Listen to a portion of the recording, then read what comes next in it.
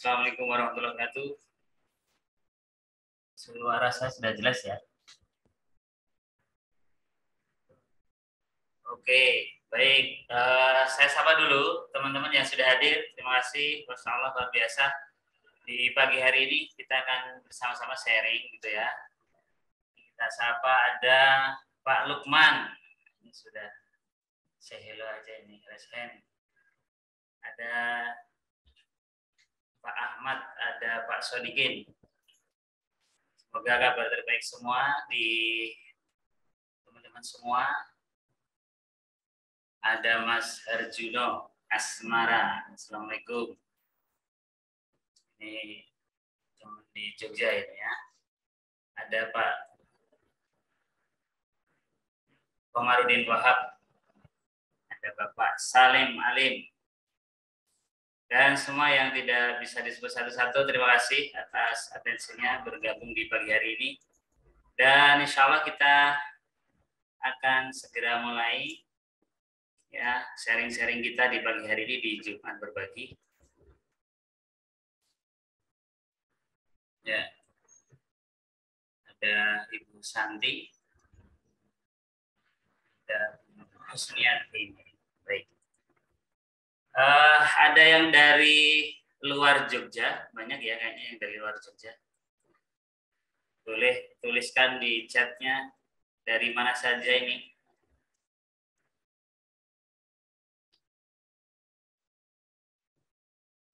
Boleh share-share.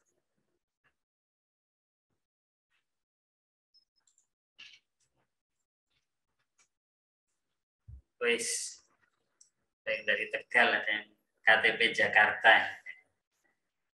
Baik, Jember, baik, terima kasih Pak Ahmad Reza. Oke. Ya, bentar lagi, 1 menit lagi kita akan mulai. Kita masih ingin tahu dari mana saja yang hadir pada kesempatan pagi hari ini.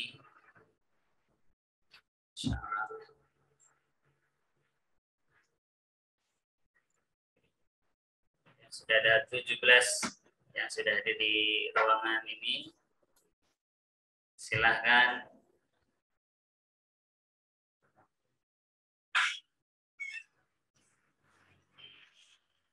Baik, 2 orang lagi kita mulai. Ya, baru 18 nih. Kita tunggu 2 orang lagi supaya tidak kelamaan, yang lain sudah menunggu. Kita targetkan di 20 yang hadir, kita segera mulai saja. Oke, ada yang keluar masuk nih.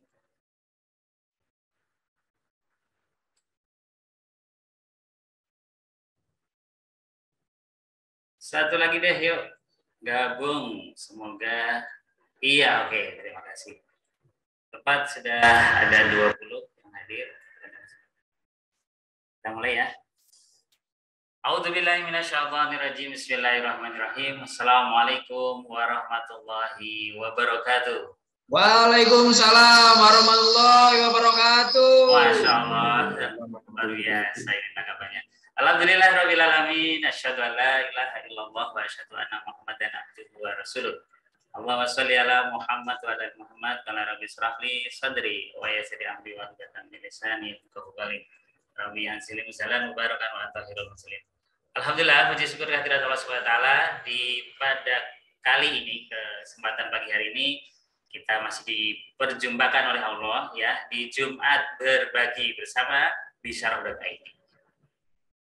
Dan kita patut bersyukur karena Allah masih berikan kita segala nikmat yang tanpa kita minta, itu Allah sudah berikan ya. Kalau kita mau disuruh bayar ya pastinya boncos ya, untuk kita memenuhi nikmat yang Allah berikan ya, menebus apa nikmat yang Allah berikan. Selawat serta salam kita haturkan pada Rasul kita, junjungan kita Nabi besar Muhammad Sallallahu Alaihi Wasallam, kepada para keluarganya, para sahabat, para tabiin, para tabiin yang membawa risalahnya hingga ke kita semua, sehingga kita sedikit banyak sudah mengenal bagaimana bisnis yang sesuai syariah, insyaallah harapannya seperti itu. Dan pada kesempatan kali ini kita ingin berbagi ya, terutama pengalaman pribadi yang sudah kami dapatkan untuk bisa di-sharing kepada teman-teman semua yang hadir di Jumat Berbagi. Ya, sedikit cerita. Alhamdulillah pada kesempatan ini diberi kesempatan untuk berbagi. Perkenalkan, mungkin ada yang belum kenal. Nama saya Azam, gitu ya. Kebetulan diamani sebagai salah satu yang di Bisyarah ini menjadi posisi deal maker, ya. Dan alhamdulillah dari sejak tahun 2006 gitu ya, alhamdulillah diamanahi untuk ya kita share screen dulu ya. Saya mau perkenalan. Baik, tapi sebelumnya marilah kita awali ya perjumpaan ini biar semangat ya, supaya ada keberkahan juga dengan doa Ummul Quran Al-Fatihah. A'udzubillahi minasyaitonirrajim. Bismillahirrahmanirrahim. Alhamdulillahirabbil alamin arrahmanir rahim. Yaumiddin. Iyyaka na'budu wa iyyaka nasta'in. Shiratal ladzina an'amta 'alaihim ghairil maghdubi. Ya, sahabat semua, boleh kami memperkenalkan kembali. Nama saya Azam dan diamani sebagai deal maker di bisyarah.id. Nah, apa saja yang juga ingin sedikit banyak sharing di pagi hari ini. Ya, alhamdulillah dari 2006 ya saya memang menggeluti sangat suka di posisi selling ya, penjualan, kemudian marketing dan sebagainya. Dan sejak bangku sekolah pun ya sudah memang sebagai sales. Di sekolah itu saya sambil berjualan dan sebagainya. Dan saya itu hampir 1 tahun full yang membiayai sekolah dari jualan buku. Nah, itu di bangku SMA. Nah, ini sedikit banyak. Kemudian di tahun 2006 alhamdulillah ada amanah di salah satu media radio yang mana berpusat di Bandung di Darut Tauhid dan kebetulan buka cabang di Jogja. Nah, ini dan alhamdulillah di sana posisi yang kami ambil juga sebagai posisi di marketing ya, deal maker juga.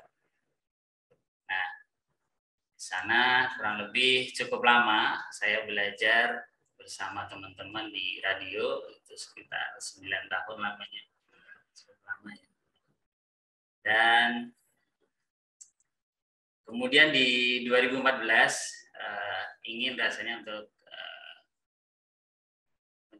nambah posisi levelnya, pengennya ya agak naik lagi, cari tantangan yang baru gitu ya. Kemudian di salah satu bisnis direct selling itu kurang lebih di 5 tahun saya di direct selling. Kemudian juga setelah dari direct selling memutuskan untuk bisnis juga. Nah, punya CV waktu itu sebelum akhirnya CV ini secara kami bukukan dulu gitu. Baik, bicara tentang bagaimana deal maker ya, closing dan sebagainya. Ya, ini salah satu beberapa jalan-jalan. Nah, ini yang terakhir kemarin di salah satu TV swasta di TV lokal ya di Jogja, ya sharing juga tentang bisnis yang saya geluti, bisnis pizza ya, tapi delivery seperti itu. Nah, saya share screen di sini. Ya, memang garda depan di suatu perusahaan apapun gitu ya, pastinya closing ilah sebagai pintu gerbang untuk menghasilkan omset kan gitu. Kita bicara deal maker, orang-orang yang di depan yang menghasilkan closingan adalah garda depannya. Dan ya kalau sebagai pengusaha kita sendiri juga tahu bahwa selain sebagai leader di dalam perusahaan ataupun punya tim untuk sebuah marketing, ya kita sendiri juga harus mencontohkan bagaimana menjadi seorang pengusaha yang hebat, menjadi leader yang bisa juga punya kemampuan untuk menjalankan suatu proyek dan sebagainya. Ya, karena dari situlah ya survive dari perusahaan akan terjadi, gitu ya. Sehingga skillnya baik itu selling maupun deal maker harus dimiliki. Nah, untuk menghasilkan massive income, ya pastinya konversi dari apa yang sudah digulirkan, selling yang banyak menghasilkan lead dan sebagainya, ya harus kita konversi untuk menghasilkan konversi yang makin hari harusnya bertambah ya persentasenya, dan itulah yang menjadi syarat tetap hidupnya perusahaan kita. Bahkan jika Anda bisa menguasai ilmu ini, ya, insya Allah Anda bisa punya perusahaan baru tanpa harus membangun perusahaan dari awal. Maksudnya gimana? Kemampuan sebagai deal maker itu juga sangat dibutuhkan di beberapa perusahaan. Ketika kita memang punya kemampuan itu dan terbukti, ya insya Allah beberapa perusahaan juga membutuhkan kerjasama dengan kita. Ya, makanya adanya orang endorse, kemudian mereka otomatis sudah punya personal branding yang baik, sehingga sangat mudah untuk menjadi seorang deal maker. Anda bisa dapat investor atau calon klien atau proyek baru, itu juga dengan deal maker. Oke, nah lanjut. Kebanyakan pengusaha atau pengusaha hebat itu juga punya kemampuan yang harusnya di luar standar ya. Deal maker itu harus punya pemikiran di luar standarnya umumnya seorang sales biasa ya, di tim-tim kita. Sehingga bisa meng-closing ataupun menghasilkan suatu proyek itu dengan sesuatu yang tidak ditebak oleh calon buyer kita atau calon klien kita. Nah, itu juga penting. Jadi sekreatif mungkin kita dalam membangun strategi. Makanya mereka sering melakukan deal-deal hebat dengan orang yang tepat, momentum yang pas, dan jumlah yang besar. Termasuk dalam circle dalam satu bisnis kita ya, kalau kita bermain di properti ya kita harus sering bergaul dengan komunitas properti, kemudian asosiasi properti gitu ya, dan bangun kedekatan dan mereka, bangun kolaborasi sehingga akan menjadikan konversi dari suatu deal maker itu ya jadi lebih tinggi. Namun perlu diingat, deal maker adalah tahap awal untuk mendapatkan kesempatan emas. Anda harus proven tetapi memenuhi janji Anda jika calon partner atau klien itu ingin tetap loyal. Nah, gimana ceritanya? Maksudnya seperti ini. Namanya ya kita selalu ada untuk proving gitu ya kepada klien dan sebagainya, kemudian melakukan janji-janji untuk, karena kesibukan dari lawan bisnis kita atau partner bisnis kita itu ya kita benar-benar harus bisa memenuhi kesepakatan, misalnya ya janji ketemu, meeting jam sekian, di tempat sekian, ya kita harus benar-benar sesuaikan waktunya, benar-benar diplot, bahkan kalau bisa lebih awal datang. Ya, berikan yang terbaik. Kita justru menyambut para klien kita, datang lebih awal, kita persiapkan sedemikian rupa, presentasi dan sebagainya, sehingga tidak gugup, tidak gagap gitu ya dalam menghadapi klien. Salah satu. Kemudian jangan hanya pandai membuat janji, tapi Anda harus berikan janji itu dengan maksimal. Kalaupun ya, namanya qadarullah ya, kita bisa jadi sudah schedulekan tuh jam sekian dan sekian, kemudian ya di jalan bisa jadi macet dan sebagainya. Apa yang harus kita lakukan? Ya, satu pasti kita minta maaf dan berikan servis terbaik, gitu ya. Apalagi juga bisa berikan hadiah terbaik ketika kita memang ada kesalahan, gitu ya. Berarti kesalahan kita. Oke, lanjut.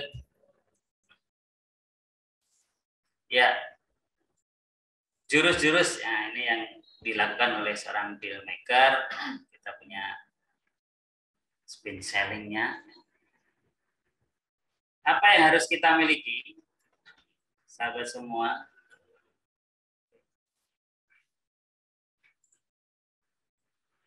Ya, kita harus punya mental yang kuat gitu ya, yang benar-benar tanpa ragu kita menghadapi klien kita.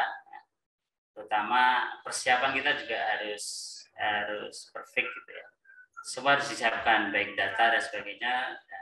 Mindset kita memang mindset pemenang gitu ya, untuk bisa mendirikan suatu proyek dan sebagainya, dan kita lakukan. Nah, sehingga sebagai seorang deal maker, tentang mindset ini juga apa saja yang harus kita kuasai, yaitu satu, luruskan niat. Kalau kita betul sebagai seorang pebisnis, ya di situ harus ada tawaran dan pembelian gitu ya, jual beli di situ untuk mengejar suatu profit, tapi luruskan niat bahwa semata-mata ini hanya wasilah saja.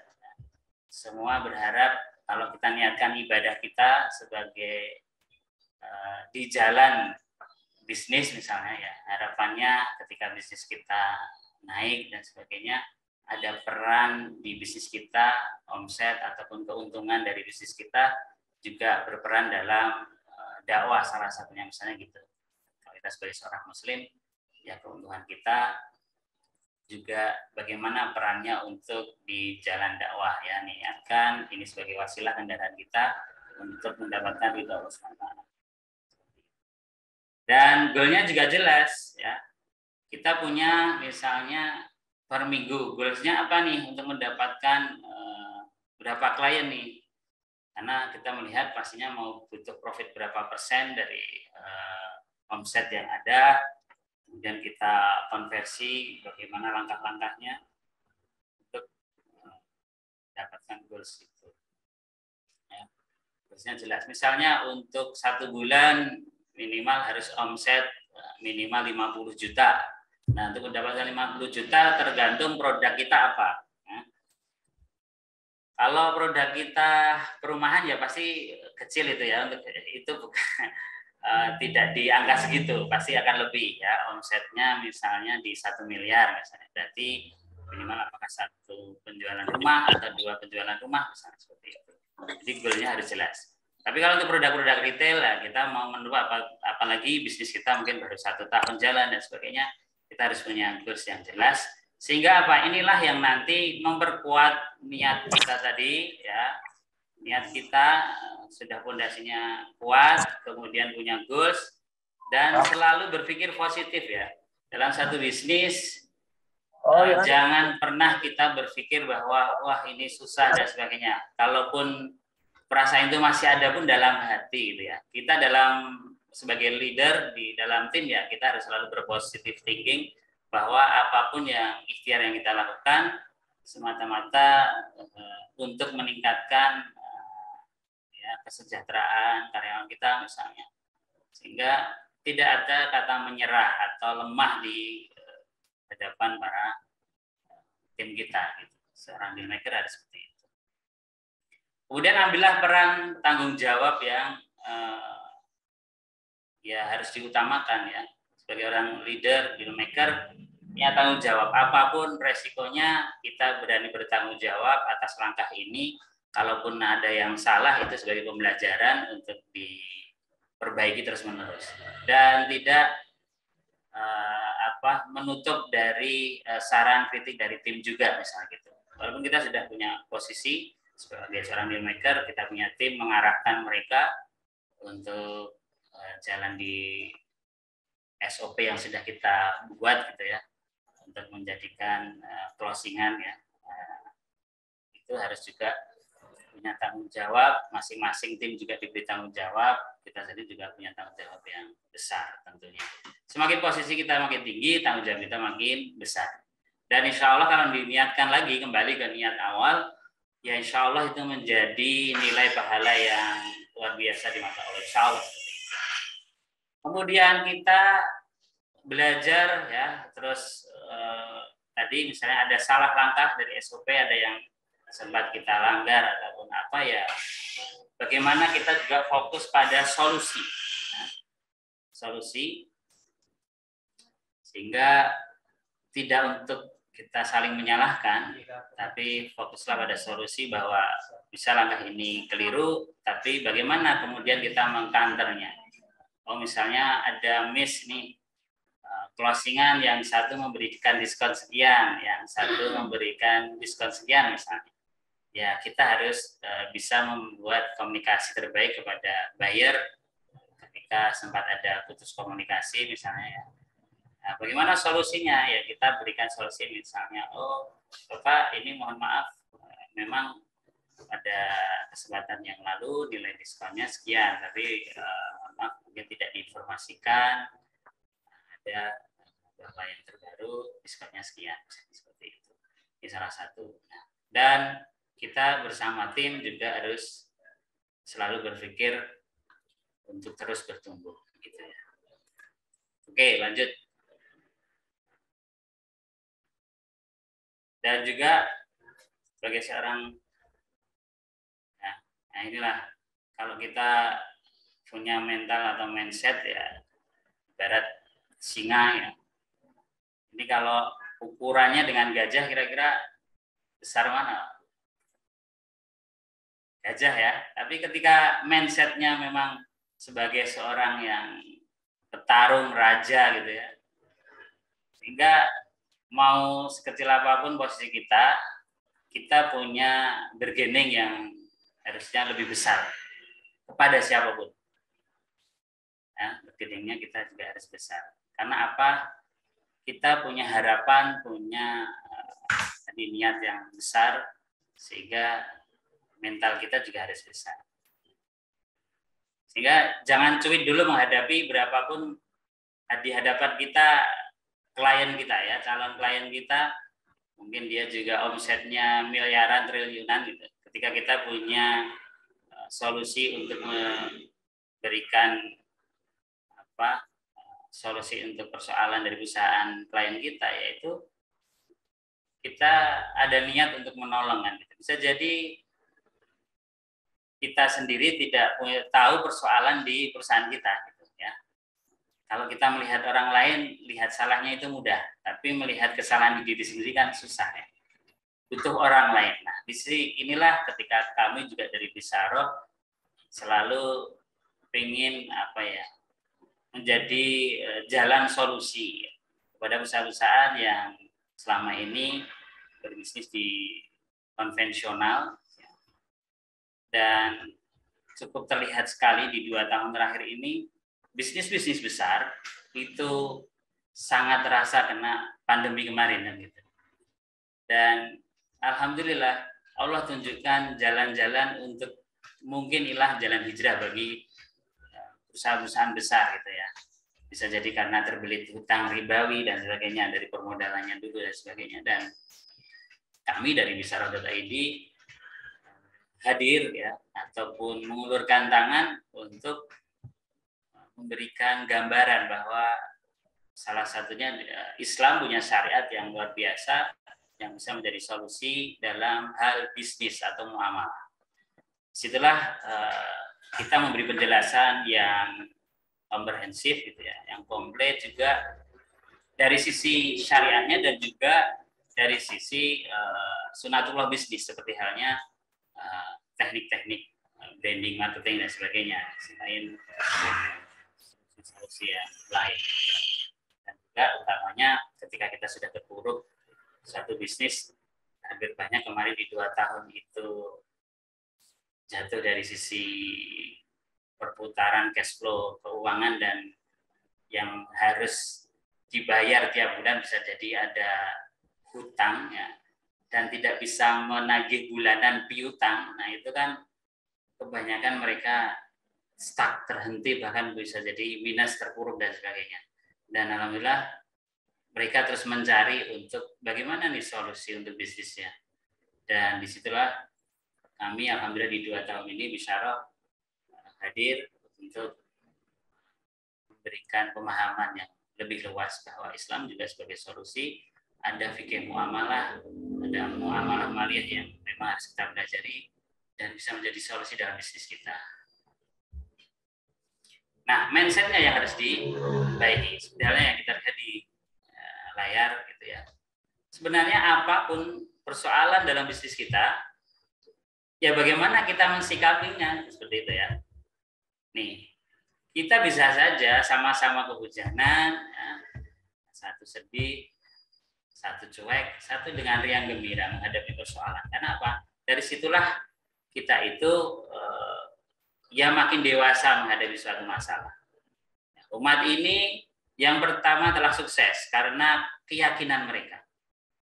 Allah itu hadir tidak sekarang saja ya, besok saja atau yang akan datang itu enggak. Di setiap helaan nafas kita itu Allah hadir. Allah hadir di situ, sehingga apapun problema ketika di bisnis kita, di persoalan pribadi kita, di keluarga kita, Allah lah solusinya. Gitu ya. Bagaimana selalu ketika Allah uji sesuatu kepada kita, itu sebenarnya hanya menyentil kita untuk mengingat Allah. Gitu ya. Allah sangat senang kepada hambanya yang selalu mengingatnya di setiap helaan nafasnya. Kalau kita pun secara ya kita punya coach, punya mentor, punya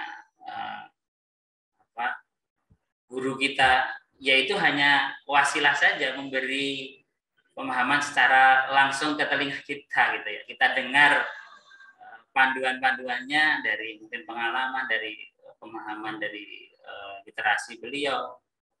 Nah ini salah satu, tapi semuanya sumber ilmu ya hanya dari Allah, ilham. Kemudian ininya semua hidayah itu ya dari Allah SWT. Sehingga kita jangan lepas sebagai seorang pebisnis, seorang deal maker, bahwa bukan hebatnya kita, tapi kita punya mindset ada yang maha hebat yang insya Allah membantu kita dalam segala hal, termasuk dalam urusan bisnis kita. Ya. Sehingga attitude kita lah yang sebagai jalan kesuksesan kita. Tiketnya di situ. Oke, lanjut. Nah, ini salah satu circle-nya sebagai ya seorang deal maker, seorang pengusaha, seorang leader. Ketika keyakinan kita benar, ya, maklumat keyakinan yang kita terima itu benar, positif, otomatis akan menghasilkan tindakan atau action yang positif juga. Ya. Kita akan melakukan hal-hal yang sesuai rule atau SOP-nya. Sehingga ketika itu kita lakukan terus ya, levelnya kita naikkan, ya insya Allah berpotensi. Dan potensi, namanya potensi ya, ada bisa jadi belum berhasil, bisa jadi berhasil. Tapi ketika kita memang punya keyakinan, kita selalu meyakini bahwa kalaupun belum harus berhasil di saat ini, insya Allah di lain waktu, bisa jadi esok hari, bisa jadi hasilnya itu kita dapatkan di surganya Allah nanti, bisa jadi seperti itu. Jadi jangan berputus asa gitu ya. Jangan pernah berputus asa sebagai seorang muslim ya, ada Allah, apapun langkah kita, yang penting terukur ya. Maksudnya ketika memang suatu bisnis yang kita tempuh ya, gagalnya sampai ya terus menerus ya memang ketika bisa jadi kita koreksi lagi apakah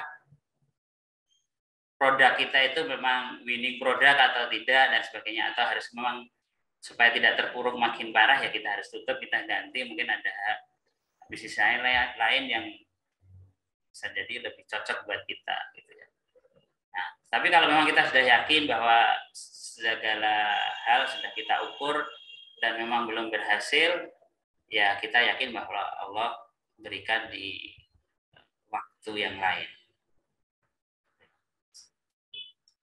Karena apa? Sebagai seorang leader, dealmaker, ya kita punya mindset bahwa setiap masalah yang hadir kepada kita itu adalah anugerah. Ya, ketika ya pasti di awal menerima masalah kita selalu di mulut kita keluar wah pusing baru ada masalah dan sebagainya. Tapi selalu harus segera berpikir bahwa ada peluang di situ apa enggak gitu ya. Nah, ketika kita sudah mempunyai mindset untuk kalaupun ada persoalan ini, ada peluang ini, ya insya Allah di situ kita akan kuat gitu ya, menghadapi berbagai masalah. Diuji dengan persoalan baru. Makanya ketika kita sekolah dulu ada, ya kita sudah dapat ilmunya, diuji dulu nih. Kemudian kita bisa nggak menghadapi, kalau iya ya lolos, naik level lagi, pasti ketemu masalah lagi. Diuji lagi, dites lagi ya, makin meningkatkan kemampuan kita. Dari situlah kita terus belajar sebagai seorang muslim, sampai mati pun kita harus terus belajar banyak hal, termasuk ilmu hal ya. Ilmu hal itu ya kita menyerap ilmu yang kita butuhkan untuk saat itu. Nah, mungkin kita sudah punya ilmu jauh dari dulu, dari bangku sekolah, kuliah dan sebagainya dalam kerja. Tapi ada juga mungkin ilmu-ilmu yang kita perlukan. Oh, saat ini saya perlu branding nih, saya belum pernah dapat ilmunya, yaitu ilmu hal. Kita belajar ke yang expert dalam hal branding dan marketing misalnya. Kita belajar ambil kesempatan untuk, kayak kemarin kami juga belajar lagi nih, untuk menjadi seorang CS itu harus seperti apa. Bisa jadi momen di posisi CS tidak kita dapatkan ya waktu itu ya. Kita melompat langsung ke misalnya ke manajer marketing waktu itu, tidak menghadapi jalan pembelajaran sebagai seorang customer service. Loh, ada peluang itu ya kita belajar sehingga kita tahu seorang CS itu pekerjaannya apa aja, dan seorang dealmaker akan memahami nih cara kerjanya CS gitu ya. Sehingga konversi ataupun arahan nanti untuk menghasilkan closingan dari lead yang sudah masuk ya insya Allah jauh lebih tinggi. Kita jadi paham momen-momen mana sih CS saatnya, ya kadang juga bad mood bisa jadi, tapi bagaimana terus menghadirkan senyum terbaik di setiap saat gitu, karena di garda depan pintu misalnya gitu, baik CS online maupun CS offline. Nah kemudian ya mencari jalan keluar itu sangat menyenangkan insya Allah ya, karena kesulitan begitu sudah dapat keluar, oh kita punya rumusnya nih untuk menyelesaikan suatu masalah kita. Dari situlah kita merasa lega gitu ya, senang, dan prosesnya selalu membuat kita asik gitu ya, bermain dengan waktu, bermain dengan persoalan gitu ya, endingnya juga insya Allah bikin asik. Dan apapun masalahmu ya insya Allah karena ada Allah ya, dan kita berpikir bahwa solusinya ada di syariat Islam, muamalah yang benar insya Allah berkah. Ya, Anda punya Allah yang maha besar insya Allah. Kemudian milikilah identitas, mental dan sikap seorang dealmaker sejati. Ya memang seorang dealmaker jualan itu ya niatkan untuk bantu orang, benar ya. Jangan cuma untuk cari uang doang. Kenapa? Ya kita itu nggak mau setiap kita, mungkin saya sendiri dijualin juga nggak mau gitu ya. Setiap orang datang, mas ini langsung mas beli ini mas ini. Kadang kita nggak butuh gitu.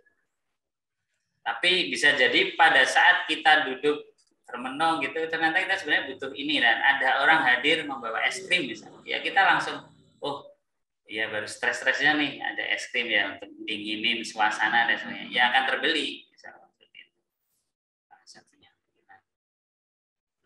Kenapa demikian? Karena pada sejatinya ya uang itu hanya efek bukan penyebabnya, dan kita sebagai penjual memberikan manfaat atau nilai value yang kepada calon customer melalui produk yang dihadirkan. Makanya saya masih meyakini bahwa ya salah satu bisyarah.id ini ya, kami di Jogja misalnya mungkin baru satu dari mungkin 3 ya, 1 dari 3 solusi untuk masyarakat Jogja dan sekitarnya, bahkan sampai di Jawa ini juga luar pulau ya. Untuk solusi apa? Solusi bahwa pengusaha-pengusaha di luaran selama ini menjalankan bisnis asal bisa jualan, punya produk, closingnya tinggi, kemudian mereka merasa sudah oke-oke saja gitu. Tapi begitu ya Allah, qadarullah ada 2 tahun pandemi, Allah uji itu semua orang pengusaha yang terkait dengan misalnya permodalan ribawi misalnya. Waktu itu ya kita fan-fan aja, solusinya ada di perbankan misalnya. Kita mau butuh berapapun, bahkan kita dieluk-elukkan oleh perbankan gitu misalnya. Tapi begitu pandemi kemarin gimana gitu ya. Orang terpukul benar itu dengan tagihan tiap bulannya. Kalau kita berhitung yang cicilannya per bulan 20 juta, 10 juta gitu ya perusahaannya, berarti hutangnya sudah bisa kita tebak berapa tuh? Sekian M misalnya.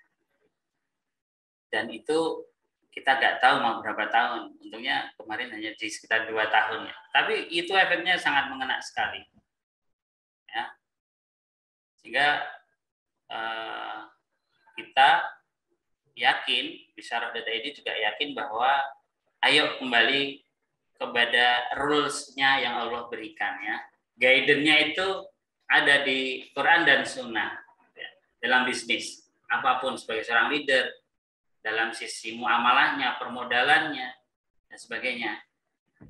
Kita menghadirkan nih, ini nilai lebihnya sebagai seorang bisnismen yang sadar syariat, nilainya apa nih? Sehingga harapannya ada pertolongan Allah juga di situ. Nah, ini. Kemudian semakin besar manfaatnya, semakin besar juga potensi ya kita juga mendapatkan omset. Kalau produk yang dijual tidak bermanfaat, maka wajar produk sulit untuk dijual atau tidak laku di pasaran. Nah, ini produk winningnya itu kita harus punya. Kalau kami di Bisyarah.id ya, dari sisi jasa, bukan produk retail misalnya gitu ya. Ya kita harus tahu hot bottom-nya dari calon-calon klien kita, ya, apa saja yang dibutuhkan, ada persoalan apa, kita gali semua di data kita itu ya. Ya kita harus kepoin mereka, apa yang bisa kita sodorkan solusinya seperti itu. Dari mereka membaca proposal yang kita berikan, pastinya tahu, oh iya ya, saya ada persoalan di sini nih. Ternyata di laporan keuangan kita bermasalah nih. Kok kita nggak tahu ya selama ini? Kayaknya Febri aja merasa untung ya, omsetnya tinggi, tapi kok nggak ada cash di perusahaan nih, semua di kemana-mana ada piutang dan sebagainya, tidak tertagihkan dan sebagainya. Ternyata solusinya, nah kita berikan solusi misalnya. Sekali lagi bahwa kalau jualan niatkan untuk bantu orang, jangan cuma cari keuntungan. Ya, makanya kita harus tahu ya bagaimana, mengapa ya, kenapa mereka harus membeli produk kita, alasan kuatnya apa. Ini golden circle-nya seperti itu. Dan bagaimana mereka harus menempuh solusi itu dan apa yang disodorkan oleh kita sebagai yang menjual ya, menjual produk kita ke klien, apa solusinya yang dihadirkan. Kalau di produk ya biasanya sesuai dengan produknya apa. Kalau produk kesehatan ya pasti kita mencari tahu hot bottom-nya dari calon pembeli kita, ada persoalan di kesehatannya apa misalnya ya, atau solusi yang bicara teknik di suatu industri ya, apa yang dibutuhkan dari suatu industri. Misalnya saya ada bisnis pizza nih misalnya, solusi saya ya tungku yang cepat misalnya, bisa memanggang untuk sekian roti dan sebagainya. Makanya harus kita memberikan solusi yang tepat kepada mereka. Itu ibarat seorang yang sakit ya ketemu dokter diberikan resep terbaik gitu ya. Selain ada campur tangan Allah untuk kesembuhan itu. Tapi dari situlah sudah minimal ada langkah-langkah memberikan solusi. Dan alasannya pasti ya kuat, di mana kebutuhan dari seseorang ya pastinya kita juga harus bisa memenuhi kebutuhan itu. Gitu. Ya lanjut. Nah, ketabahan, konsistensi, komitmen dan disiplin dan eksekusi ya. Seorang pemenang itu ya jangan menyerah gitu ya. Kita sudah terbukti, kita semua yang lahir ini sebagai seorang pemenang ya, mengalahkan dari sekian juta ya calon bayi waktu itu ya. Ya sudah, dari situlah bahwa kita sendiri harus yakin apa yang kita lakukan itu niatnya baik, goalsnya benar, kemudian langkahnya sudah dioptimalkan, ya tinggal istiqomah di situ dan jangan menyerah. Bisa jadi apa? Cuma sebenarnya tinggal 1 jam lagi loh, tapi kita udah menyerah nih di tengah jalan nih. Nah, ya hasilnya nggak akan kita dapatkan. Pastinya terukur ya, pastinya terukur. Meskipun dari dalam gambar kita hadirkan bahwa penambang ini salah satunya. Bisa jadi tinggal berapa menit sebenarnya kita dapatkan, tapi ya sudah, kita mundur teratur. Ya hasil itu tidak kita dapatkan. Semangat untuk semua leader ya, maker, CS pun ya ditolak berapa kali sebagai seorang CS ya di garda depan untuk selalu tersenyum gitu ya, jangan patah arang gitu ya. Bagaimana sellingnya strategi, salah satunya tahap kedua yaitu skill komunikasi kita. Nah, bagaimana ya semuanya kan harus dikomunikasikan ya. Adanya meeting, adanya kita ketemu dengan buyer kita dan sebagainya, pastinya ilmu komunikasi ini sangat penting untuk suatu hubungan yang baik gitu ya. Bisa jadi cuman kita menyapa saja ya. Kemarin justru kadang kebalikan ya. Ada klien-klien kita yang loyal itu mungkin lama nggak kita sapa pun malah menyapa gitu. Kemarin sore itu saya disapa, "Assalamualaikum Pak Azam," ya, "Gimana Pak?" "Enggak, cuman ini aja, nyapa saja." "Oh iya Pak, terima kasih, mohon maaf ini beberapa hari kita baru padat event, belum sempat menyapa teman-teman, sahabat." Kadang bisa jadi karena sudah ada komunikasi yang terjalin cukup baik, cukup sangat kekeluargaan sekali gitu ya, udah bondingnya sudah dapat ya, kadang tidak harus ngomongin bisnis. Soal apapun bisa jadi kadang, mohon maaf ya, kadang bisa jadi curcol juga bisa, akhirnya seperti itu. Tapi dari situlah komunikasi itu terjalin baik. Dari setiap waktu bisa jadi kita dicari nih atau diingat-ingat, ditelepon, "Mas, aku kok baru ada masalah ini, ada nggak ya solusi dari teman-teman?" misalnya. Kadang sudah tidak perlu kita tawarkan, tapi mereka mencari atau mengingat kita gitu, bahwa siapa tahu ada solusi, arahan gitu ya. Oke. Ya, karena tanpa interaksi ya konsen ya, tidak mungkin ada transaksi gitu. Kecuali memang tahu-tahu ya, kalau di bisnis online ya SEO kita sudah berjalan misalnya, ya tahu ada orang nelpon gitu, tapi kan ya Allah juga yang datangkan ya. Mereka mencari kok dulu mencari kebutuhan alat misalnya. Saya dulu di bisnis direct selling ada penjualan mesin yang nilainya puluhan juta itu, sampai sekarang kalau orang yang mungkin baru dapat informasi tentang alat kesehatan air itu ya mereka searching, tahu-tahu nyantol di HP kita misalnya gitu. Itu tidak adanya interaksi tapi tetap bisa closing. Tapi kan itu baru satu dari sekian ribu persoalan ini ya. Dari kita sendiri ya harus terus jalin interaksi dengan klien kita, meskipun itu tadi hanya sapa saja. insya Allah minimal mengingatkan mereka bahwa ada kita di situ, bahwa kita pernah menawarkan sesuatu, mungkin belum sempat respon, kita follow up lagi ya, atau mendoakan mereka, insya Allah dari situ ada bonding kembali, ada penyegaran kembali seperti itu. Dan kita harus kenal siapa calon lawan bicara kita gitu ya. Semakin Anda mengenal calon target, makin Anda semakin tepat strategi yang akan Anda buat. Ya, betul. Misalnya klien kita atau calon ini hobinya itu mancing ya. Ya kita harus punya maklumat banyak nih tentang dunia mancing nih. Nah, sehingga kita akan ngomongnya itu nyambung kepada mereka. Dan itu tidak ngobrolin soal bisnis yang ditawarkan sebenarnya, tapi justru hanya untuk membangun kedekatannya, kepoin mereka. Ada deal-deal yang ternyata cukup dengan memancing, akhirnya ada kesepakatan bisnis seperti itu. Atau yang lain-lain. Nah, pasti Anda paham dengan calon klien Anda.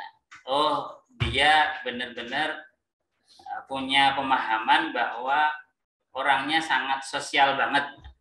Ya sudah, kita selalu ngomongin bagaimana untuk bermanfaat kepada orang lain ya. Misalnya sering berbagi. Ya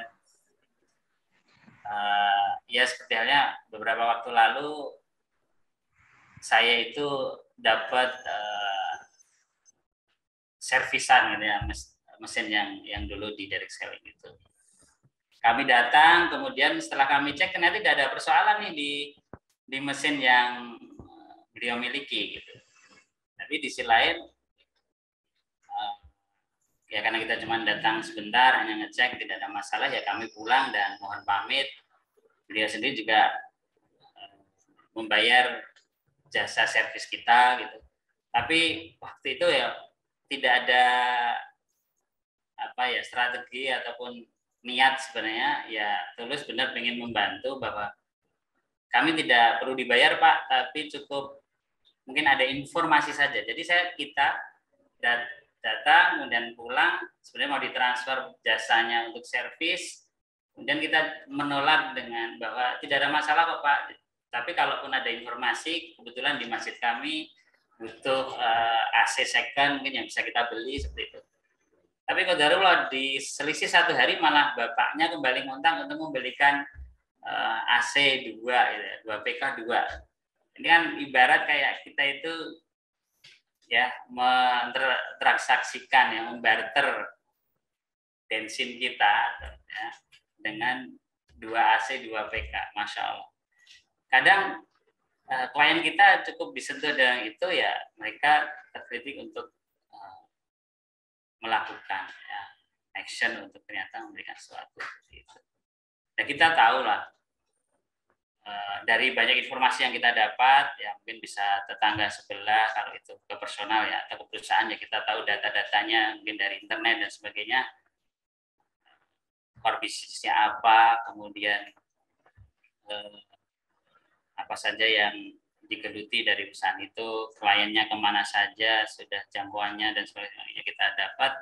Itulah menjadi modal kita untuk selalu kepoin ya.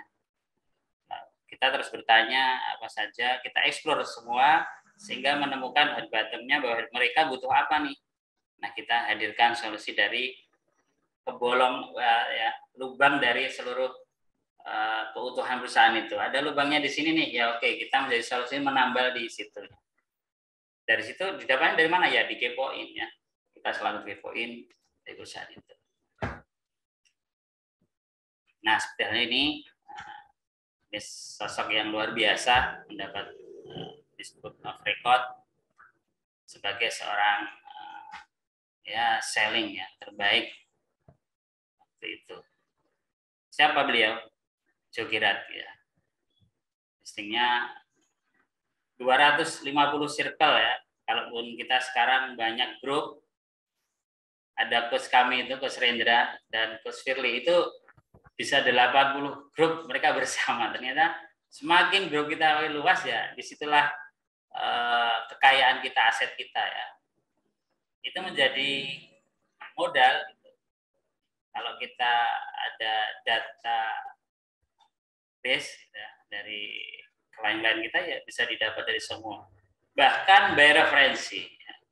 Teman-teman kalau punya klien-klien yang loyal itu benar-benar dijaga benar. Karena apa? Mereka lah yang nanti menjadi deal maker kita bisa jadi ya. Sudah tahu-tahu closing aja kita. Ada yang mereferensikan, ada Pak ini saya pernah pakai, oke, dan sebagainya. Monggo saya rekomendasikan untuk juga mengambil jasanya Bisarah.id misalnya.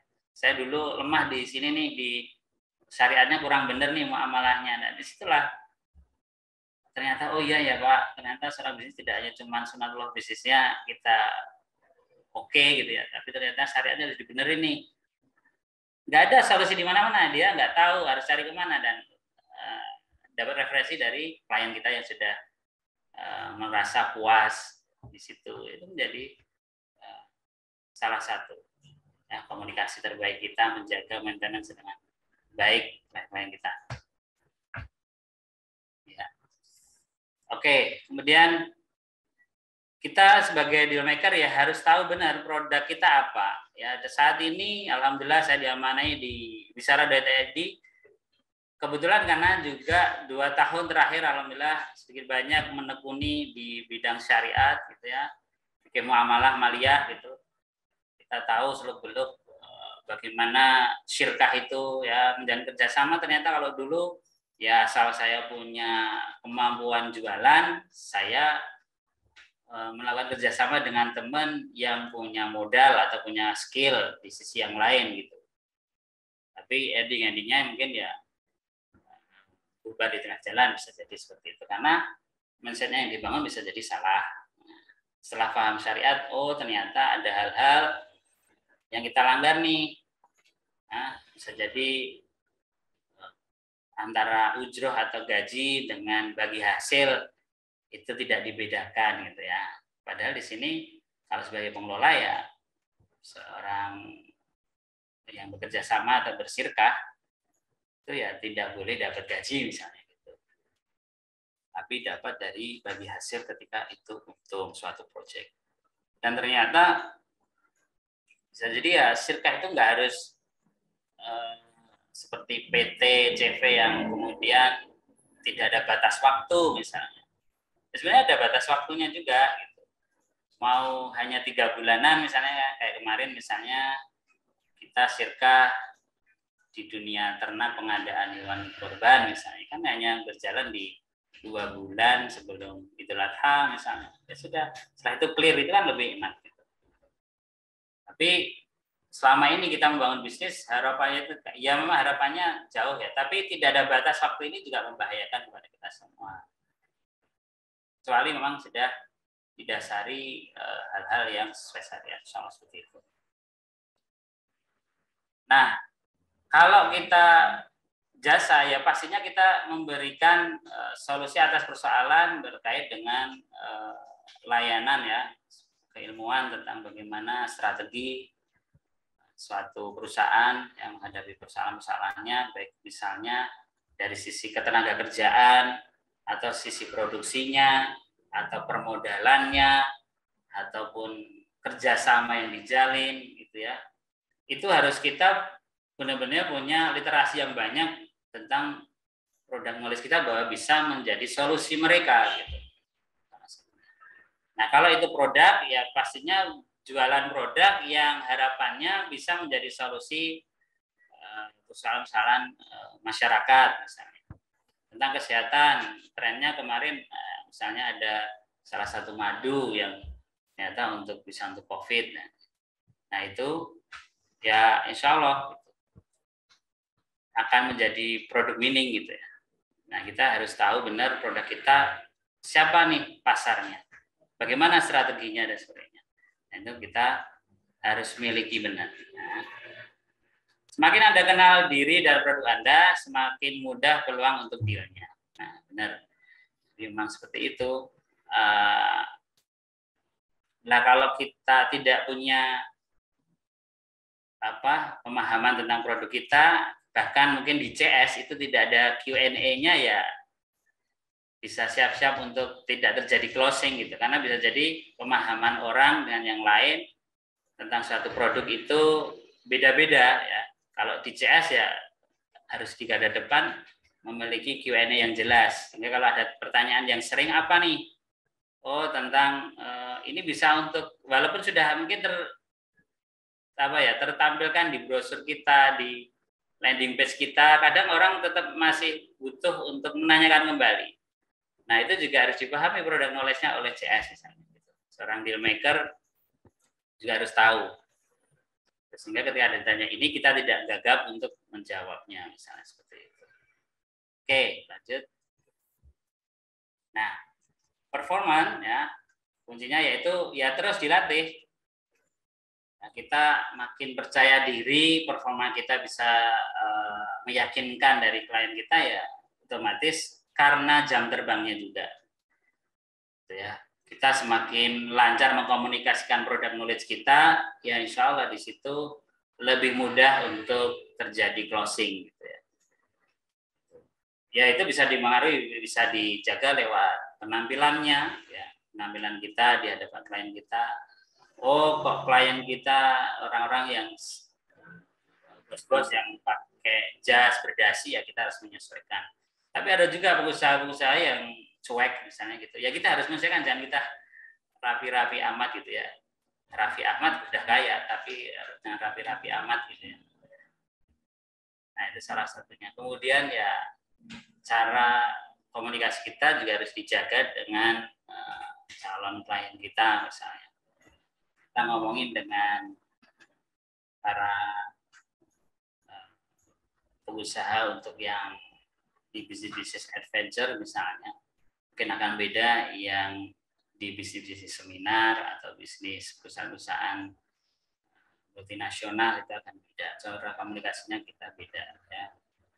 Juga performan ini bahwa gerak kita juga, gestur kita, motion kita itu juga harus diolah ya. Kita sesuaikan dengan siapa calon kita. Dan juga banyakin cerita-cerita yang pastinya menyamakan dengan mereka, ya, sehingga insya Allah di situ ada kepercayaan, ada keyakinan dari klien kita seperti itu. Lanjut. Ya. Nah, apa saja yang harus kita tempuh ya? Kalau di CS kemudian di ya kami bersama tim gitu ya di Bisyarah juga. Ya pastinya setiap hari ya kita harus list nih, kita harus tertib punya data list yang harus kita kontak setiap harinya ya untuk terus meningkatkan closingnya. Kemudian dari data itu kita pilih nih di database kita apa saja sih, dia siapa, dia ownernya, dia direkturnya, jabatan posisinya apa, atau dia sebagai manajer marketing misalnya. Kita tahu sehingga memposisikan nantinya, dan kita buat kualifikasi ya di sales equivalent itu seperti itu. Kualifikasinya di mana posisi mereka, ya, kebutuhan apa, dari bisa jadi dia mengisi data ke kami itu, oh ternyata persoalan dia di branding marketing, berarti kita sisihkan nih di posisi branding marketing. Ada yang ternyata di urusan muamalahnya belum benar nih, ya, kita posisikan di muamalahnya harus diperdalam misalnya, kualifikasikan. Kemudian kita diskusikan nih bersama tim apa nih solusi yang tepat buat kawan-kawan kita, proposal penawarannya seperti apa. Ya, kita kaji lagi nih proposal, jangan sampai memberikan hal-hal yang muluk-muluk ternyata prakteknya enggak. Nah, kita harus proporsional sesuai kemampuan kita juga. Oh, ternyata ada hal yang di sini kita tidak begitu expert ya, kita hanya memberikan solusi terbaiknya di sini misalnya. Bisa jadi di sisi yang lain kita bisa kolaborasi dengan pihak lain, nggak ada masalah. Yang penting closing dan kita memberikan janji pun sesuai dengan yang kemampuan kita. Gitu ya.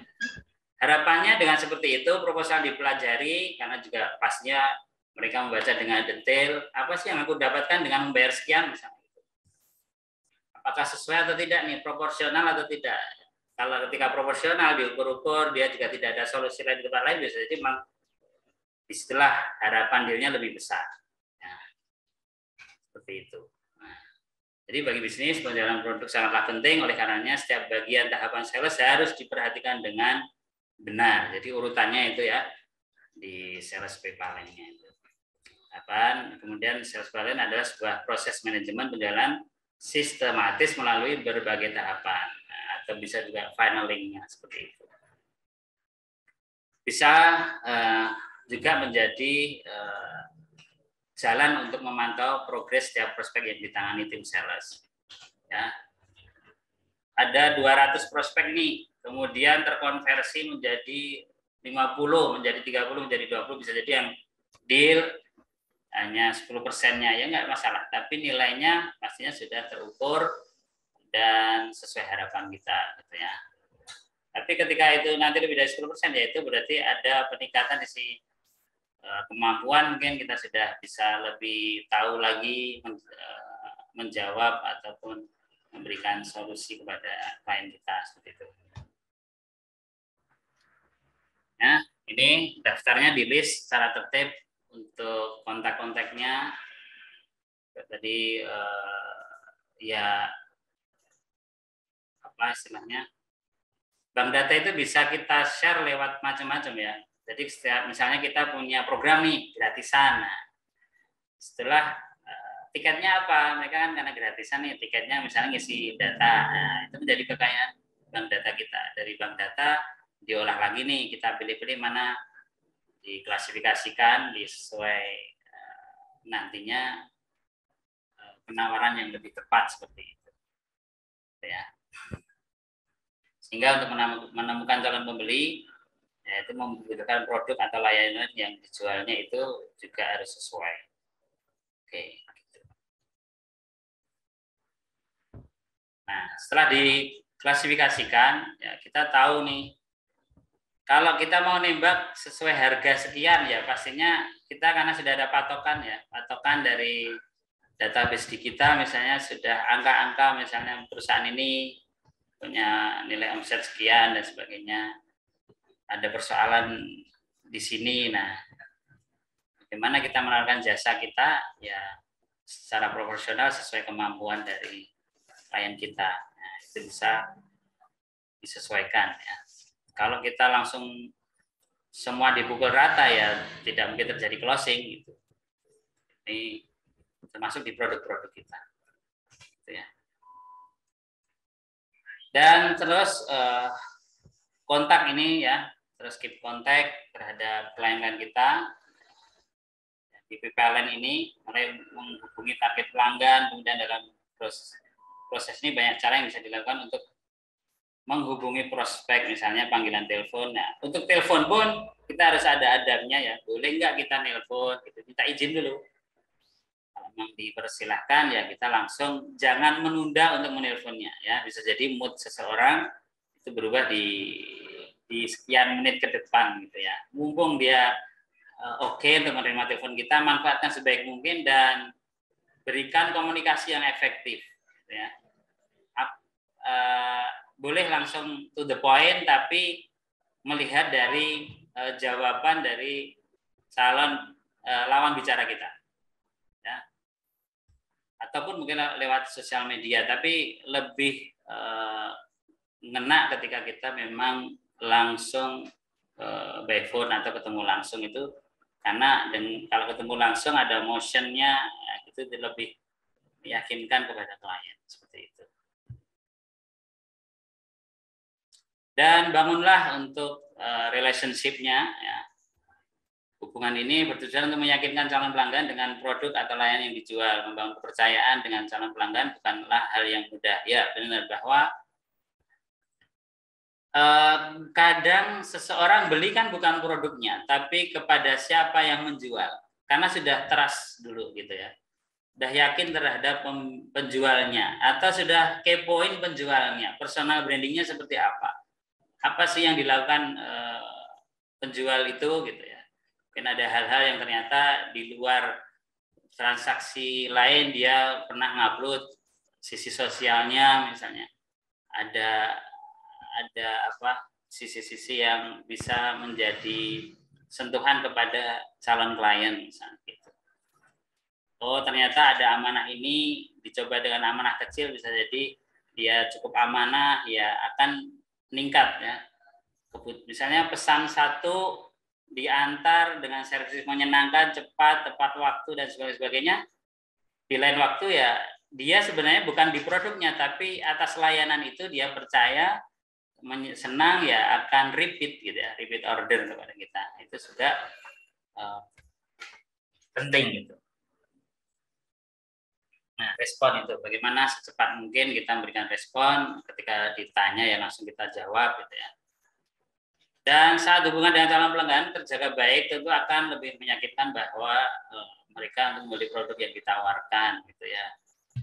Bahkan kita nggak perlu ngomong untuk jualan deh, kita hanya nyapa saja, kayak mereka diingatkan, oh iya, saya perlu ini deh, ingat, baru ingat, Mas saya itu mau beli ini, lupa, maaf, untung Masnya nyapa saya gitu. Itu juga terjadi gitu ya. Jadi bisa jadi karena kepercayaan. Bangun terus hubungan kita dan membuat proposal yang baik, ya, komunikatif, kemudian efektif, detail, menjelaskan gitu ya. Jika prospek memenuhi syarat kualifikasi tadi dan kamu sudah menghubunginya, kini waktunya memberikan proposal. Dari penggalian persoalan dari klien kita, disitulah kita menerjemahkan dalam bentuk proposal penawaran. Tahapan ini sebenarnya lebih ke menjelaskan produk yang ditawarkan apa aja, mengapa produk itu lebih baik dari produk kompetitor, misalnya ada sisi kompetitornya, dan manfaat apa yang dia dapatkan, pastinya juga terjadi closing ketika juga melihat harganya seberapa gitu ya, proporsional atau tidak dengan sesuai penawarannya itu. Saat kamu sudah membuat proposal dan menjelaskan kepada calon pelanggan, berarti kamu sudah melangkah lebih dekat dengan penjualan gitu ya. Kadang proposal sudah ditawarkan nih, yang mohon Pak dipelajari. Nah, kalau kita cuma nunggu saja, ya belum tentu dia akan menghubungi kita untuk membeli produk kita. Bisa jadi ya perlu dijelaskan lagi. Kita tanya di selisih 2 hari, selisih sehari misalnya, Bapak, penawaran kami yang kemarin, proposalnya apa sudah dipelajari? Mungkin ada yang perlu dipertanyakan, kami akan sampaikan lebih detail, bisa kami telepon misalnya gitu. Nah, itulah langkah-langkah yang bisa kita tempuh untuk mengerucut ke closingan gitu ya. Dan tahapan ini ya keputusan atau calon pelanggan ini memutuskan sesuatu atau tidak ya perlu terus diperjuangkan ya, diperjuangkan, di follow up lagi. Bisa jadi kalau kita belajar dari Sofa Marwa ya, kita harus 7 kali ya, bisa jadi kita bisa di 2 kali follow up closing, bisa jadi 3 kali, bisa jadi memang juga itu sampai 7 kali mengingatkan kembali, menanyakan kembali untuk menjadikan suatu produk tawaran kita itu terjadi closing. Oke, dan 80% penjualan itu terjadi karena pembelinya senang dengan yang jual, suka dengan yang jual, atau percaya, sudah trust dulu kepada kita. Ya, jadi produk apa saja bisa jadi ketika memang personal brandingnya kuat, insya Allah ya, ada saja teman kita, karena semakin luas pertemanan, kebutuhan mereka banyak, bisa jadi personal branding kita pernah cerita tentang apa, pernah ngupload apa, kadang kita yang dicari gitu. Kok kayaknya dulu pernah ngupload ini ya, boleh dong, itu yang jual Anda atau siapa, kadang gitu. Ya mereka sudah trust gitu ya, sudah trust, dan ini aset kita. Sebagai seorang deal maker harus punya aset itu menjadi orang yang bisa dipercaya, seperti itu. Itu dan bangun terus, dan itu butuh proses ya, personal branding butuh proses. Nah, demikian yang bisa kami sampaikan di kesempatan kali ini ya, sebagai seorang deal maker, saatnya juga membangun posisi dari personal branding kita ya, menjadi seorang yang dipercaya tidak. Sedikit informasi buat para sahabat di mana berada, ada jasa setup tim dan sistem digital marketing yang dihadirkan oleh Bisaroh. Itu solusi bagi perusahaan yang ingin scale up dengan digital marketing dan sukses by design ya. Sukses itu bukan kebetulan tapi memang direncanakan sebaik-baik mungkin ya, di scale up untuk sesuatu yang sudah kita tempuh, jangan puas dengan posisi yang sekarang tapi terus di scale up untuk lebih berkembang, lebih punya manfaat luas dan sebagainya. Nah, di sini di Bisara ID menghadirkan ya setup ini digital marketing terdiri dari 12 langkah sistematis yang telah terbukti diterapkan dalam manajemen marketing perusahaan dan korporasi. Ya, bukan workshop tapi jasa pembuatan sistem manajemen marketing standar korporasi. Jadi nanti 12 langkah ini kita tahu visinya kita, perusahaan kita itu apa saja ya. Terus harus melangkah kemana, misinya apa yang mau dilakukan sampai ke dari hulu sampai ke hilir ya, kita set up-kan gitu. Cocok buat startup UMKM yang punya tim 5-10 orang dan ingin terus bertumbuh menuju level organisasi besar atau corporate dengan waktu 3 bulan setup sistem digital marketing di perusahaan Anda. Nah, ini kita penawaran seperti itu. Dan AOS digital marketing ini, alignment digital marketing ini metode perancangan manajemen marketing korporasi dirancang dan dikembangkan oleh coach kita Alfian Rindra dan sahabat kita Pak Pramudi Riga, seorang pengusaha profesional sekaligus investor syirkah.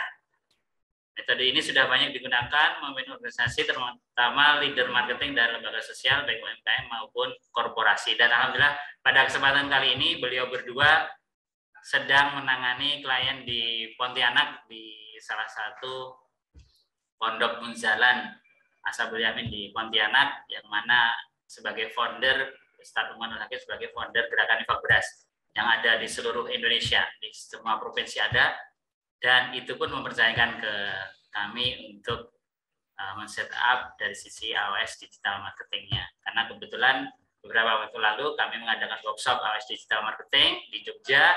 Salah satu tim-timnya di bisnis digital marketingnya diikutkan kelas, dan dari hasil itu mereka mengupayakan untuk men-set up-kan di pondoknya seperti itu. Nah, ini bisa menjadi salah satu nantinya solusi buat Anda semua yang punya perusahaan, minimal punya karyawan 5-10 orang, sudah perlu juga untuk men-set up UMKM-nya naik level seperti itu ya. Ya, untuk yang berkeinginan mendapatkan demo previewnya di AOS Digital Marketing bisa di chat di 081229886813, silahkan dicatat atau langsung di nomor yang tertera di bawah itu. Ya, bisa insya Allah menjadi solusi.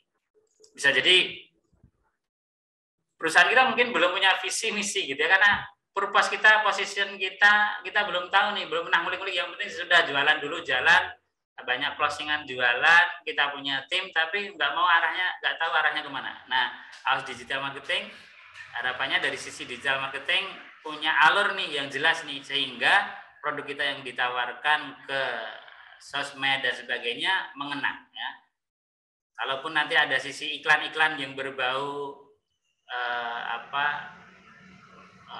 sosial gitu ya, itu mempengaruhi seseorang untuk lebih care dengan hal-hal seperti itu. Nah, itu salah satu karena kita sudah punya visinya juga, mungkin harapannya bisnisnya bisa bermanfaat untuk banyak orang, bisa menjadi solusi, punya harapan meningkatkan ibadah seseorang misalnya untuk produk-produk tertentu gitu ya.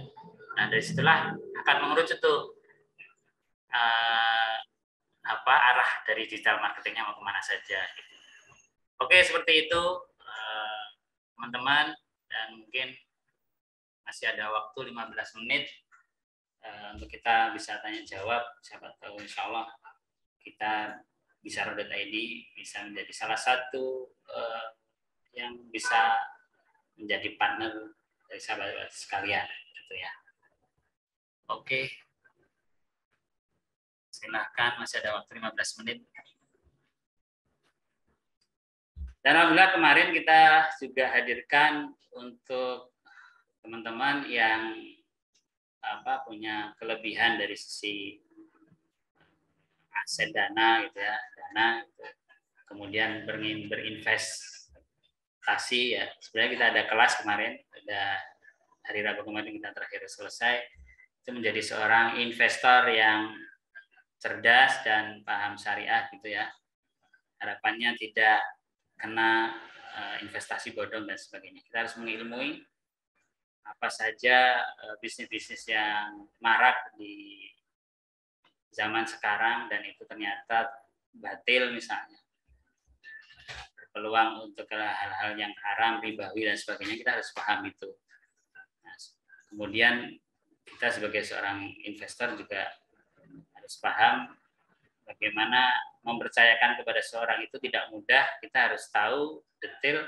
Bisa jadi orangnya rajin ibadah, tapi ketika diamani suatu hal, bisa jadi karena skill kemampuannya tidak didukung, terjadi kecelakaan dalam pengelolaan bisnis, ya, baik disengaja maupun tidak sengaja, menghasilkan kerugian kan gitu. Itu kan bukan harapan bagi seorang investor. Harapannya investor ya berbisnis, menitipkan dananya, menghasilkan uang, dan harapannya apa? Berkah kan.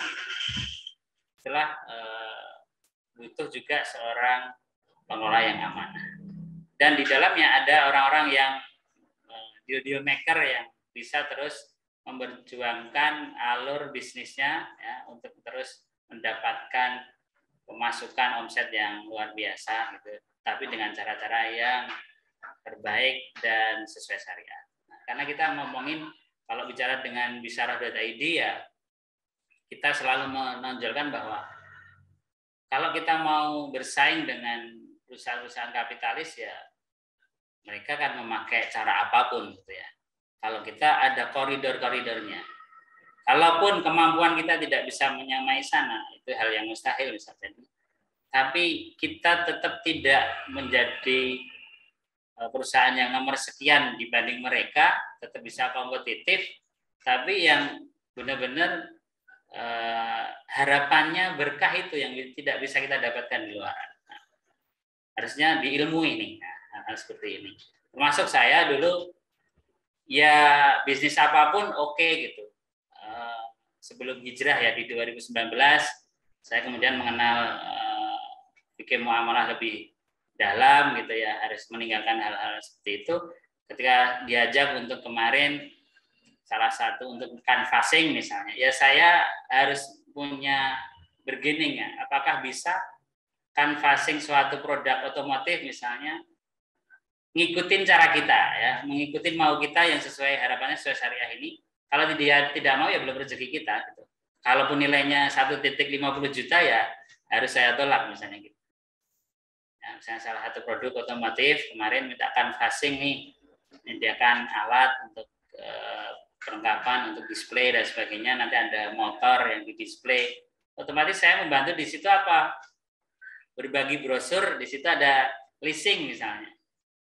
Nah ini bisa nggak ditinggalkan hal yang ini? Nah, kalau dia nggak mau ya kami mundur. Ini saya coret nih. Harus ada hiburannya. Hiburannya apa misalnya? Musik dangdut ya. Saya tidak berbola di situ ya. Sudah saya harus coret. Saya ambil alih yang lain. Misalnya instrumen mau nggak nih? Gitu. Ya kita memberikan solusi-solusi sih sebenarnya. Tidak hanya menolak saja, tapi memberikan solusi. Kalau memang tidak ada kesepakatan ya sudah, belum rezeki kita. Allah mungkin ganti di tempat lain. Gitu ya. Seperti itu halnya. Nah, ini yang coba kita. Oke gitu, tidak ada yang bertanya. Ada, saya buka chat dulu ya, lupa saya tidak buka chatnya.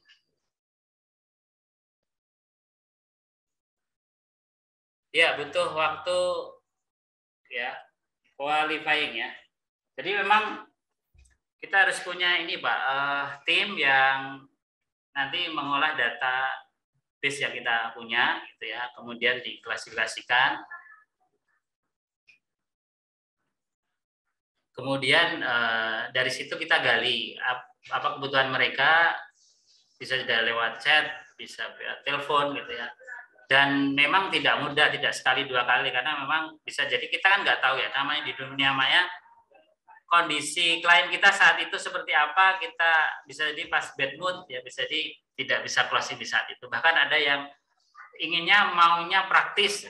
Ada kemarin kita menemui yang maunya praktis gitu. Mas, saya itu pengennya simpel gini aja ya gitu. Saya udah tahu ini itu gitu ya. Saya cuma butuh ini.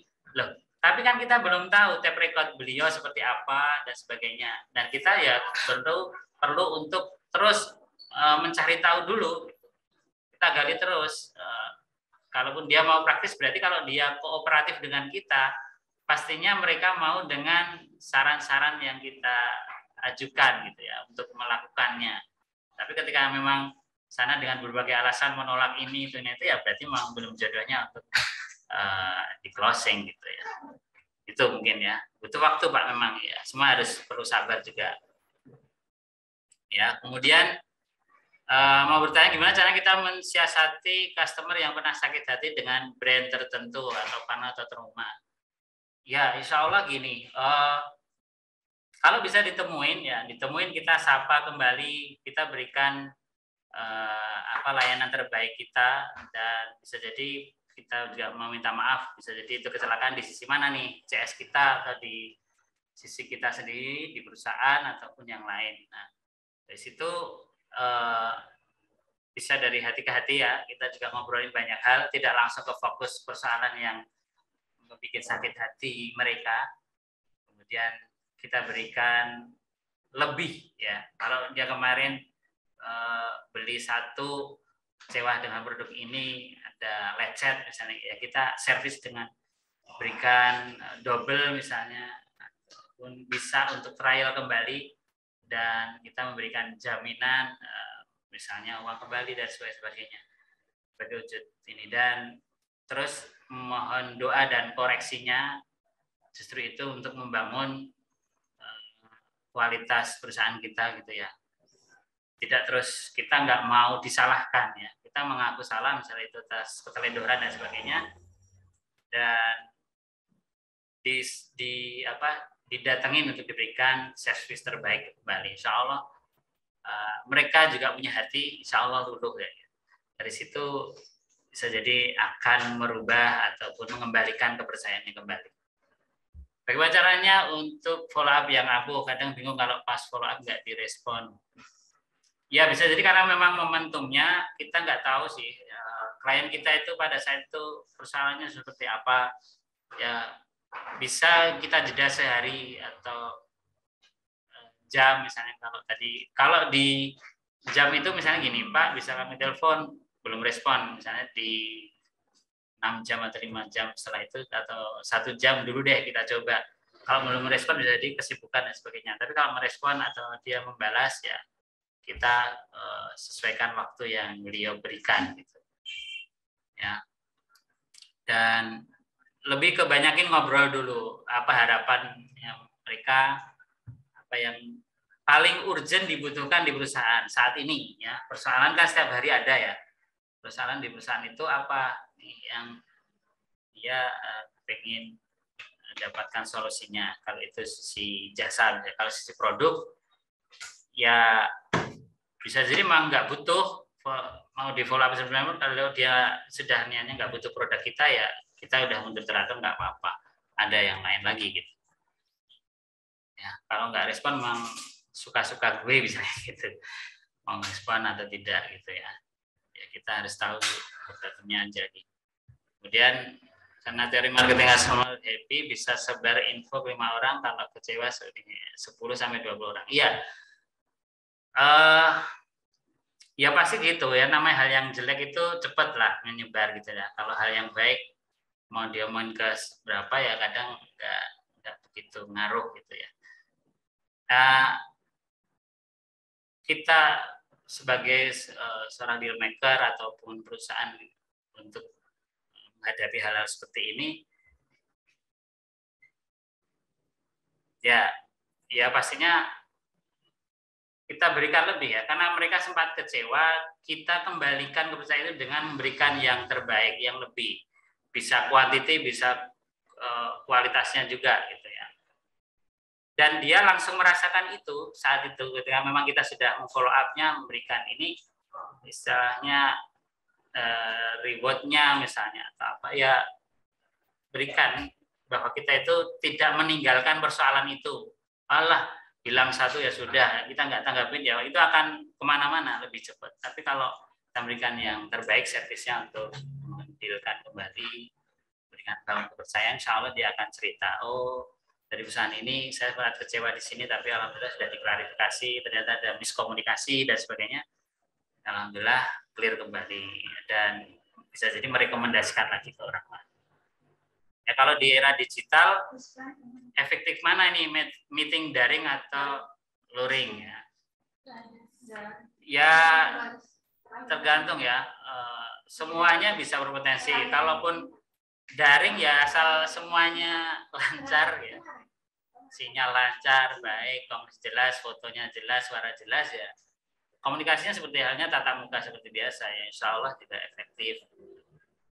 Ada di Bisaroh juga ketika klien kita luar pulau harus ada deal akad-akad ya kita menjelaskan akad ya via daring, mau nggak mau tetap seperti itu. Tidak mungkin kita kunjungan ke sana malah boncos di transportasi akomodasi kan gitu. Tapi sudah dimaklumi semua ketika memang terkendala dari sisi harus tatap muka, daring juga nggak ada masalah. Begitu saya kira teman-teman, terima kasih sudah di setengah 11 waktu Indonesia Barat, di waktu Indonesia Timur mungkin sudah persiapan untuk sholat Jumat dan sebagainya. Terima kasih ya semua atas partisipasi, atensinya yang luar biasa. Semoga segala upaya, daya upaya kita dalam bisnis kita Allah mudahkan, Allah lancarkan, dan diberikan kemudahan, diberikan tim yang terbaik, menjadi leader yang bisa dicontoh dari tim-timnya. Dan semua berharap niatnya hanya dapat keridhaan Allah SWT. Terima kasih, semoga dipertemukan di Jumat berbagi selanjutnya. Kita akhiri semua dengan doa kafaratul majelis. Subhanakallahumma wa bihamdika asyhadu an la ilaha illa anta astaghfiruka wa atubu ilaik. Terima kasih, selamat beraktivitas kembali di hari Jumat yang penuh barokah. Salam, terima kasih. Wassalamualaikum warahmatullahi wabarakatuh. Untuk AOS digital bisa kembali di chat ya di tadi nomor yang tertera. Terima kasih, selamat beraktivitas.